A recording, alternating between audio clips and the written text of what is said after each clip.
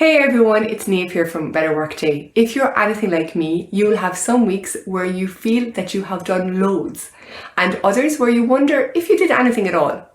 The difference in both is how we plan our week and then how we execute on those plans. Today I'm going to share 2 different ways you can plan your week so that you can choose the one that works best for you. We are going to be talking about time-based planning, activity-based planning, and the pros and cons of each. Time-based planning is when you have a fixed amount of time that you can allocate to the goal or the work or the thing that you're trying to progress. So for example, you might have only 20 hours a week available to you, no matter what, to do what it is you want to do. If you have time-based planning, it's really important to know in advance how much time you have available so that you can then make sure that you're putting the right work into those time slots. Begin by mapping out your week Monday through to Sunday and identifying not only the amount of hours that you have, but when they are available. Within that time, we are going to create activity blocks in which you are going to get the work done. Now, these blocks can be of different sizes, and I do recommend that you mix it up.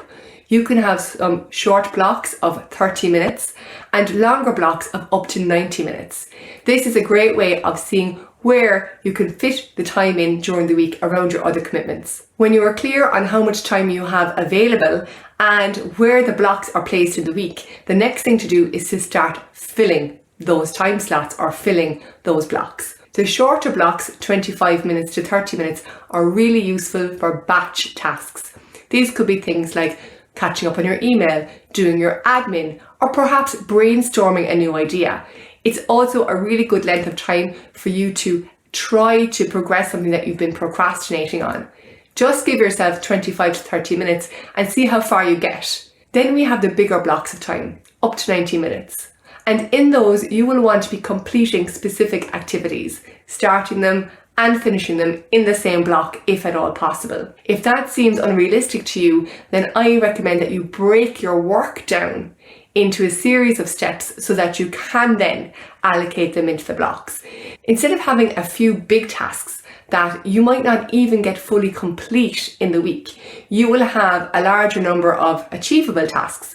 And at the end of the week, you can mark off which ones are fully finished and you can see what's left to be done. It shows you the progress that you're making, it can keep you motivated, and above all else, it keeps you focused on finishing as opposed to just going through the motions. The second type of planning you can do is activity-based planning, and this is suitable if you are more flexible around the time that you have available. So perhaps you have between 20 and 30 hours, and you can go a little bit above or below that if needed.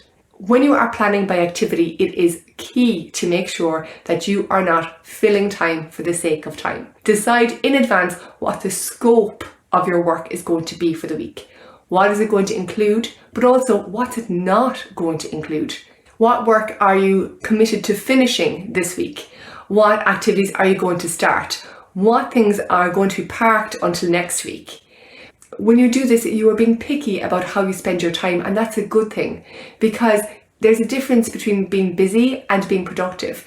And the more flexibility you have around your time, the higher the chance that you could end up just doing an awful lot of stuff, but not making a lot of progress towards your goals. So the key here, if you do have flexible time, is to decide the scope in advance. Write that down and follow that through the week. Now, the pros and cons of both. The good thing about time-based planning is that you're really focused on the work that matters most because you only have a certain amount of hours in the week.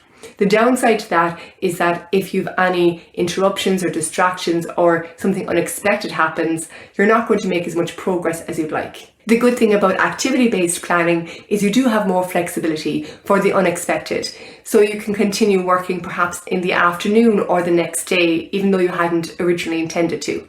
Of course, the downside to this is that if you're not intentional about what's important and what you want to achieve for the week, you could end up spending a lot more time just for the sake of it.